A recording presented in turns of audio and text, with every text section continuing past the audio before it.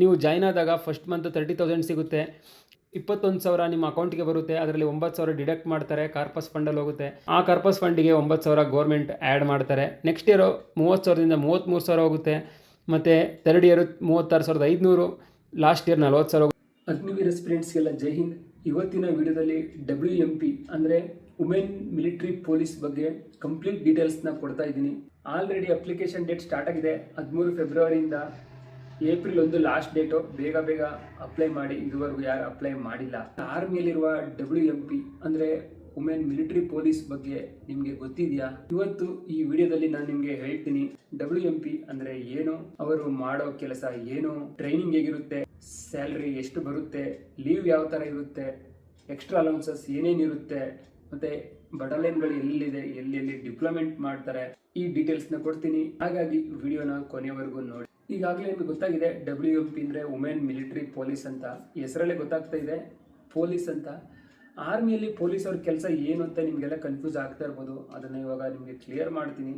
ಆರ್ಮಿಯಲ್ಲಿ women police ಕೆಲಸ ಏನಂದರೆ, ಏನು ಒಂದು ಡಿಸಿಪ್ಲಿನ್ ಇರುತ್ತೆ ಆರ್ಮಿಯಲ್ಲಿ, ಆ ಡಿಸಿಪ್ಲಿನ್ನ ಮೇಂಟೈನ್ ಮಾಡೋದು. ಆರ್ಮಿಯಲ್ಲಿರೋ ವುಮೆನ್ ಸೋಲ್ಜರ್ಸ್ನ ಈ WMP ಪೊಲೀಸ್ಗಳು ಹ್ಯಾಂಡಲ್ ಮಾಡ್ತಾರೆ. ಹೆಂಗೆ ಇವಾಗ ನಾವು ಸ್ಟೇಟಲ್ಲಿ civil police, reserve police control ಮಾಡ್ತಾರೆ, ಹಾಗೆ ಆರ್ಮಿಯಲ್ಲಿ ಈ WMP ಅಂಡರಲ್ಲಿ ಸೋಲ್ಜರ್ಸ್ ಇರ್ತಾರೆ. ಆರ್ಮಿಯಲ್ಲಿ ಲಾ ಅಂಡ್ ಆರ್ಡರ್ ಡ್ಯೂಟಿನ ಮೇಂಟೈನ್ ಮಾಡ್ತಾರೆ WMP ಪೊಲೀಸ್. ಮಿಲಿಟರಿ ಏರಿಯಾಗಳಲ್ಲಿ ಟ್ರಾಫಿಕ್ ಕಂಟ್ರೋಲ್ನ ಕೂಡ ಮಾಡ್ತಾರೆ. ಸೋಲ್ಜರ್ಸ್ ಏನಾದರೂ ಇನ್ವೆಸ್ಟಿಗೇಷನ್ ಇದ್ರೆ ಆ ಇನ್ವೆಸ್ಟಿಗೇಷನ್ ಎಲ್ಲ WMP ಪೊಲೀಸ್ಗಳೇ ಮಾಡ್ತಾರೆ. ವುಮೆನ್ ಸೋಲ್ಜರ್ಸ್ಗೆ ಸಂಬಂಧಿಸಿದ ಯಾವುದಾದ್ರೂ ಕೇಸ್ಗಳಿದ್ರೆ ಅದನ್ನ ಹ್ಯಾಂಡಲ್ ಮಾಡ್ತಾರೆ. ಫೀಲ್ಡ್ ಏರಿಯಾಗಳಲ್ಲೂ ಕೂಡ WMP ಪೊಲೀಸ್ನ ಡಿಪ್ಲೊಯ್ಮೆಂಟ್ ಮಾಡ್ತಾರೆ. ಟ್ರೈನಿಂಗ್ ಬಗ್ಗೆ ಹೇಳೋದಾದ್ರೆ ಅಗ್ನಿವೀರ್ ಟ್ರೈನಿಂಗ್ ಥರನೇ ನಿಮಗೂ ಇರುತ್ತೆ. ಬೇಸಿಕ್ ಮಿಲಿಟರಿ ಟ್ರೈನಿಂಗು ಮತ್ತು ಪೊಲೀಸ್ ಟ್ರೈನಿಂಗ್ ಕೂಡ ಜೊತೆಗೆ ಕೊಡ್ತಾರೆ. ಪೊಲೀಸ್ ಡ್ಯೂಟೀಸ್ ಹೇಗಿರುತ್ತೆ ಅನ್ನೋದ್ರ ಬಗ್ಗೆ ನಿಮಗೆ ಟ್ರೈನಿಂಗಲ್ಲಿ ಇನ್ಕ್ಲೂಡ್ ಇರುತ್ತೆ. Physical fitness, weapon handling, parade, drill, field surviving, jungle camps, ಇದೆಲ್ಲ ನಿಮಗೆ ಟ್ರೈನಿಂಗಲ್ಲಿ ಇರುತ್ತೆ. Law and order duty, human rights, ಇದೆಲ್ಲ ನಿಮಗೆ ಟ್ರೈನಿಂಗಲ್ಲಿ ಹೇಳ್ಕೊಡ್ತಾರೆ. ನೀವಿಲ್ಲಿ ನೋಡ್ತಿರ್ಬೋದು ಇಂಡಿಯನ್ ಆರ್ಮಿ ರಿಕ್ರೂಟ್ಮೆಂಟ್ ನೋಟಿಫಿಕೇಷನ್ನು. ಇದು ಬೆಂಗಳೂರು ZRO. ಟೋಟಲು ಇಂಡಿಯಾದಲ್ಲಿ 13 ZROಗಳಿದೆ. ಅದರಲ್ಲಿ ನಮ್ಮ ಬೆಂಗಳೂರು ಕೂಡ ಒಂದು ZROದಲ್ಲಿ ಬರುತ್ತೆ. ZROದಲ್ಲಿ ನರ್ಸಿಂಗು, ಸಿಪಾಯಿ ಫಾರ್ಮಾ, WMP ಇದೆಲ್ಲ ZROದಲ್ಲಿ ಬರುತ್ತೆ. AROದಲ್ಲಿ GD, ಕ್ಲರ್ಕು, ಟೆಕ್ನಿಕಲು, ಟ್ರೇಡ್ಸ್ಮೆನ್ನು ಇದೆಲ್ಲ ARO ಅಂಡರಲ್ಲಿ ಬರುತ್ತೆ. ಅಪ್ಲಿಕೇಶನ್ ಡೇಟು ಸ್ಟಾರ್ಟ್ ಆಗಿದೆ 13ನೇ ತಾರೀಕಿಗೆ. Last date 1 April 2026. ಈ ಡೇಟ್ ಒಳಗಡೆ ಫಿಲ್ ಮಾಡ್ಕೊಳ್ಳಿ. ಇಂಡಿಯನ್ ಆರ್ಮಿ ವೆಬ್ಸೈಟು www.joinindianarmy.nic.in ಈ ವೆಬ್ಸೈಟಲ್ಲಿ ನೀವು ಅಪ್ಲೈನ ಮಾಡಬಹುದು.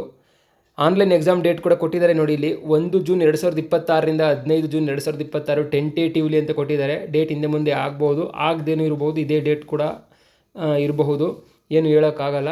ನಿಮ್ಮ ಮೈಂಡಲ್ಲಿ ಈ ಡೇಟೇ ಇರಲಿ, ಈ ಡೇಟ್ನ ಇಟ್ಕೊಂಡು ಮೈಂಡಲ್ಲಿ ತಯಾರಿನ ಮಾಡಿ. WMP ಅವ್ರಿಗೆ ಬೇರೆ ಟೈಮಲ್ಲಿ ಏನು ಎಕ್ಸಾಮ್ ಇರೋದಿಲ್ಲ.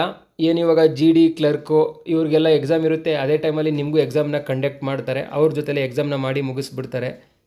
ಸೊ ತಯಾರಿನ ನಡೆಸ್ತಾ ಇರಿ. ಎಲಿಜಿಬಿಲಿಟಿ ಕ್ರಿಟೇರಿಯಾ ನೋಡೋದಾದರೆ ಅಗ್ನಿವೀರ್ GD ವುಮೆನ್ ಮಿಲಿಟರಿ ಪೊಲೀಸ್ಗೆ ನಿಮಗೆ ಏಜು 17 22 ವರ್ಷ ಆಗಿರಬೇಕು. ನಿಮ್ಮ ಡೇಟ್ ಆಫ್ ಬರ್ತು 1/7/2005ರಿಂದ 1/7/2009. ಈ ಡೇಟ್ ಆಫ್ ಬರ್ತ್ ಒಳಗಡೆ ಯಾರು ಹುಟ್ಟಿದ್ದೀರಾ ಅಂಥವರು WMP ಹುದ್ದೆಗಳಿಗೆ ಅಪ್ಲೈನ ಮಾಡಬಹುದಾಗಿದೆ.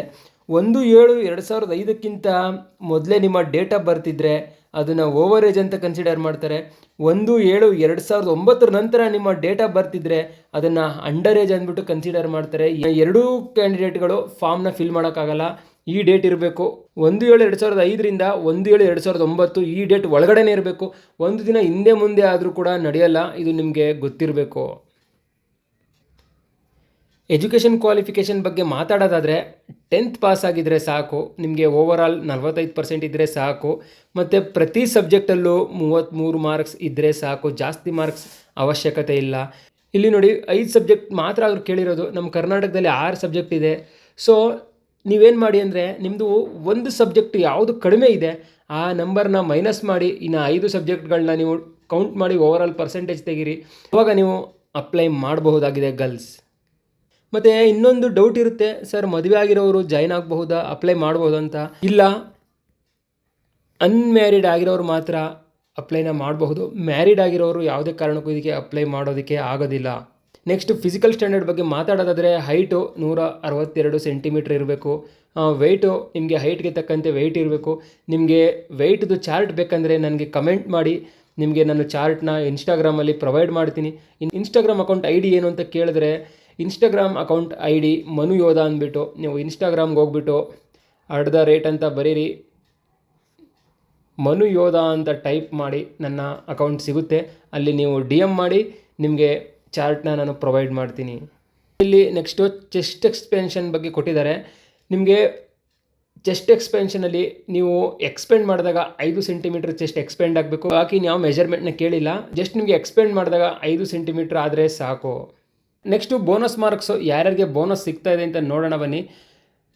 ಯಾರು ಸೋಲ್ಜರ್ ಡಾಟರ್ಸ್ ಇದ್ದೀರಾ ಅವ್ರಿಗೆ 20 ಮಾರ್ಕ್ಸ್ನ ಕೊಡ್ತಾ ಇದ್ದಾರೆ. ನೆಕ್ಸ್ಟ್ ಮತ್ತೆ ಇಲ್ಲಿ ಸ್ಪೋರ್ಟ್ಸ್ ವುಮೆನ್ಸು ಯಾರು ರೆಪ್ರೆಸೆಂಟೆಡ್ ಇಂಡಿಯಾದ international level, Commonwealth, Olympics, Asian game ಇಂಥದ್ರಲ್ಲಿ ಯಾರಾದರೂ ಭಾಗವಹಿಸಿದರೆ ಅವ್ರಿಗೂ ಕೂಡ 20 ಮಾರ್ಕ್ಸ್ ಸಿಗ್ತಾ ಇದೆ. ನೆಕ್ಸ್ಟು ಸ್ಟೇಟ್ ಲೆವೆಲಲ್ಲಿ ಸೀನಿಯರ್ ಜೂನಿಯರ್ ಲೆವೆಲ್ಲು ನೀವು ಆಡಿ ಯಾವುದಾದ್ರೂ ಮೆಡಲ್ ಗೆದ್ದಿದ್ರೆ ಅಥವಾ ಟೀಮ್ ಇವೆಂಟಲ್ಲಿ 6th ಪೊಸಿಷನ್ವರೆಗೂ ಬಂದಿದ್ದರೆ ನಿಮಗೆ 15 ಮಾರ್ಕ್ಸ್ ಸಿಗುತ್ತೆ. Next college, university, inter university ಚಾಂಪಿಯನ್ಶಿಪ್ಪಲ್ಲಿ ನೀವು ಮೆಡಲ್ ಗೆದ್ದಿದ್ರೆ ಅಥವಾ ಟೀಮ್ ಇವೆಂಟಲ್ಲಿ 6th ಪ್ಲೇಸ್ವರೆಗೂ ಬಂದಿದ್ದರೆ 10 marks. Next state national level Khelo ಇಂಡಿಯಾದರಲ್ಲಿ ಆಡಿದರೆ 10 ಮಾರ್ಕ್ಸು. ಅದೇ ಥರ ನೆಕ್ಸ್ಟು ಡಿಸ್ಟಿಕ್ ಲೆವೆಲ್ಲು, ಸ್ಟೇಟ್ ಲೆವೆಲಲ್ಲಿ ನೀವು ಮೆಡಲ್ ಗೆದ್ದಿದ್ರೆ ಅಥವಾ 6th ಪೊಸಿಷನಲ್ಲಿ ಟೀಮ್ ಇವೆಂಟಲ್ಲಿ ಬಂದಿದ್ದರೆ 5 marks. Inter school, India level school games ಎಲ್ಲ ಆಗುತ್ತೆ, ಇದರಲ್ಲೂ ಕೂಡ ನೀವು ಮೆಡಲು ಮತ್ತು ಟೀಮ್ ಇವೆಂಟಲ್ಲಿ 6thವರೆಗೂ ಬಂದಿದ್ದರೆ 5 ಮಾರ್ಕ್ಸ್ನ ಕೊಡ್ತಾ ಇದ್ದಾರೆ. ಮತ್ತು ಯಾರೆಲ್ಲ NCC A ಸರ್ಟಿಫಿಕೇಟ್ ಪಡ್ಕೊಂಡಿದ್ದೀರಾ ಅವ್ರಿಗೆ 5 ಮಾರ್ಕ್ಸು, B ಸರ್ಟಿಫಿಕೇಟ್ ಅವ್ರಿಗೆ 10, C ಸರ್ಟಿಫಿಕೇಟ್ ಅವ್ರಿಗೆ 20.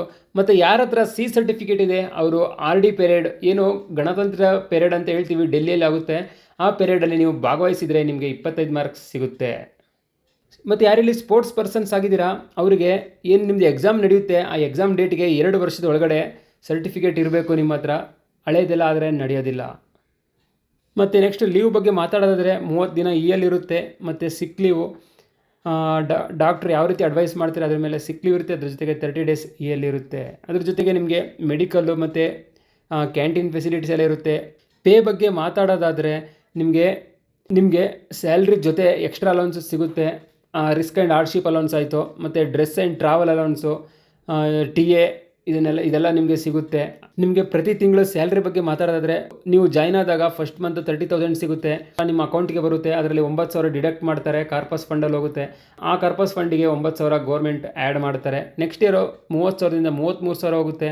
ಮತ್ತು ಥರ್ಡ್ ಇಯರು 36,500, ಲಾಸ್ಟ್ ಇಯರ್ 40,000 ಹೋಗುತ್ತೆ. ಅದೇ ಥರ ಡಿಡಕ್ಷನ್ ಕೂಡ ಕಟ್ಟಾಗ್ತಾ ಇರುತ್ತೆ. ಕಾರ್ಪಸ್ ಫಂಡಲ್ಲಿ ನೀವು ಎಷ್ಟು ಅಮೌಂಟ್ ಹಾಕ್ತಿರೋ ಅಷ್ಟೇ ಗೌರ್ಮೆಂಟ್ ಆಗುತ್ತೆ. ನಿಮ್ಮ ಕಾರ್ಪಸ್ ಫಂಡಲ್ಲಿ 5,02,000 ಆದರೆ ಗೌರ್ಮೆಂಟ್ ಕೂಡ 5,02,000 ಹಾಕಿ ಟೋಟಲ್ಲು ನೀವು 4 ವರ್ಷಕ್ಕೆ ರಿಟೈರ್ಡ್ ಆದರೆ 10,04,000 ನಿಮ್ಮ ಅಕೌಂಟಿಗೆ ಬರುತ್ತೆ. PFTಯಲ್ಲಿ ನಿಮಗೆ 1.6 ಕಿಲೋಮೀಟರ್ ರನ್ನಿಂಗ್ ಇರುತ್ತೆ. ಅದರಲ್ಲಿ 2 ಗ್ರೂಪ್ನ ಮಾಡಿರ್ತಾರೆ. ಮೊದಲನೇ ಗ್ರೂಪಲ್ಲಿ 7 ನಿಮಿಷ 30 ಸೆಕೆಂಡಲ್ಲಿ ನೀವು ಕಂಪ್ಲೀಟ್ ಮಾಡಿದ್ರೆ 60 ಮಾರ್ಕ್ಸ್ ಸಿಗುತ್ತೆ. ಸೆಕೆಂಡ್ ಗ್ರೂಪು 7 ನಿಮಿಷ 31 ಸೆಕೆಂಡಿಂದ 8 ನಿಮಿಷದಲ್ಲಿ ನೀವು ಓಡಿದ್ರೆ 48 ಮಾರ್ಕ್ಸ್ನ ಕೊಡ್ತಾರೆ. ಮತ್ತು 7 ಫೀಟ್ ಡಿಚ್ ಇರುತ್ತೆ, ಅದನ್ನು ಕ್ವಾಲಿಫೈ ಮಾಡಿದ್ರೆ ಸಾಕು. ಜಿಗ್ಜಾಗ್ ಬ್ಯಾಲೆನ್ಸ್ ಕೂಡ ಕ್ವಾಲಿಫೈ ಮಾಡಿದ್ರೆ ಸಾಕು. ಪುಲ್ಲಪ್ಸು ನಿಮಗೆ 5 ಮಾಡಿದ್ರೆ 40 ಮಾರ್ಕ್ಸು, 4ಕ್ಕೆ 33, 3ಕ್ಕೆ 27, 2ಕ್ಕೆ 21, 1 ಮಾಡಿದ್ರೆ 16 ಮಾರ್ಕ್ಸ್ ಇರುತ್ತೆ. ಟೋಟಲ್ ನಿಮಗೆ PFT 100 ಮಾರ್ಕ್ಸ್ಗಿರುತ್ತೆ. ರಿಟರ್ನ್ ಕೂಡ ನಿಮಗೆ 100 ಮಾರ್ಕ್ಸ್ಗಿರುತ್ತೆ. ಟೋಟಲ್ 200 ಮಾರ್ಕ್ಸ್ಗೆ ನಿಮಗೆ ಟೋಟಲ್ ಎಕ್ಸಾಮ್ ಇರುತ್ತೆ. ರಿಟರ್ನ್ ಎಕ್ಸಾಮು ಟೋಟಲು 50 ಕ್ವಶನ್ ಇರುತ್ತೆ 100 ಮಾರ್ಕ್ಸ್ಗೆ. ಅದರಲ್ಲಿ ನಿಮಗೆ 4 ಸಬ್ಜೆಕ್ಟ್ ಇರುತ್ತೆ guys. Maths, GK, GS, reasoning. ಮ್ಯಾಥ್ಸಲ್ಲಿ 15 ಕ್ವಶನ್ ಇರುತ್ತೆ 30 ಮಾರ್ಕ್ಸ್ಗೆ, ಅಂದರೆ ಒಂದು ಕ್ವಶನ್ಗೆ ನಿಮಗೆ 2 ಮಾರ್ಕ್ಸ್ ಇರುತ್ತೆ. Total 30 ಮಾರ್ಕ್ಸ್ಗೆ. GK 15 question 30 ಮಾರ್ಕ್ಸ್ಗೆ. GS general science ಅಂತ ಹೇಳ್ತೀವಿ, 15 ಕ್ವಶನ್ 30 ಮಾರ್ಕ್ಸು. ರೀಸನಿಂಗಲ್ಲಿ 5 ಕ್ವಶನ್ನು 10 ಮಾರ್ಕ್ಸ್ ಇರುತ್ತೆ. ಟೋಟಲ್ 50 ಕ್ವಶನ್ಗೆ 100 ಮಾರ್ಕ್ಸ್ ಇರುತ್ತೆ. ನಿಮಗೆ CEಯಲ್ಲಿ 100 ಮಾರ್ಕ್ಸ್ ಇರುತ್ತೆ. ಮತ್ತು ಫಿಸಿಕಲಲ್ಲಿ ನಿಮಗೆ 100 ಮಾರ್ಕ್ಸ್ ಇರುತ್ತೆ. ಟೋಟಲು 200 ಮಾರ್ಕ್ಸ್ಗೆ ಎಕ್ಸಾಮ್ನ ಮಾಡ್ತಾರೆ. ಮತ್ತು ಇದರಲ್ಲಿ ಯಾವುದೇ ನೆಗೆಟಿವ್ ಮಾರ್ಕ್ಸ್ ಇರೋದಿಲ್ಲ. ಆರಾಮಾಗಿ ನೀವು 50ಕ್ಕೆ 50 ಕ್ವಶನ್ನ ಅಟೆಂಡ್ ಮಾಡಿ, ಯಾವುದನ್ನು ಖಾಲಿ ಬಿಟ್ಟು ಬರಬೇಡಿ, ಎಲ್ಲದನ್ನು ಅಟೆಂಡ್ ಮಾಡಿ. ನಿಮಗೆ ಡ್ಯೂರೇಷನ್ನು 1 ಅವರ್ ಇರುತ್ತೆ. 1 ಅವರಲ್ಲಿ ನೀವು ಈ ಎಕ್ಸಾಮ್ನ ಕಂಪ್ಲೀಟ್ ಮಾಡಬೇಕಾಗುತ್ತೆ. ನೋಡಿದ್ರಲ್ಲ